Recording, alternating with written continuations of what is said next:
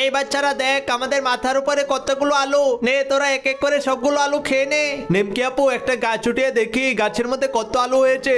কি আপু এই গাছে তো একটা আলু নেই, চলো আমরা দাদুকে গিয়ে বলি।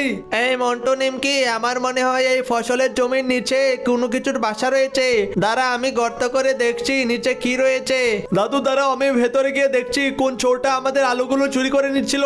আরে ওই ইঁদুরের দল, তোরা তাহলে আমাদের জমির আলুগুলো চুরি করে নিচ্ছিলি। আমরা এত কষ্ট করে আলু চাষ করেছি আর তোরা আমাদেরকে না বলে সেই আলুগুলো চুরি করে খেয়ে ফেলছিলি। আরে মন্টু ভাই হয়েছে কি, আমার বাচ্চাগুলো তো অনেকদিন ধরে বলছিল আলু খাওয়ার জন্য, কিন্তু হঠাৎ করে দেখতে পাই যে আমাদের মাথার উপরে তোমাদের জমির আলু চলে এসেছে, আর তখন আমরা বুঝতে না পেরে তোমার চাষের আলুগুলো আমরা খেয়ে ফেলি। আচ্ছা আমাদেরকে ক্ষমা করে দাও, আমরা আর কখনো এরকম করবো না।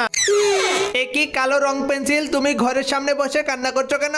আরে নিমকি, তুমি যে গতকালকে বিকালে পেন্সিল দিয়ে মাঠে বসে কাগজে রং করছিলে, তখন তো তুমি আমাকে মাঠে ফেলে রেখেই চলে এসেছিলে।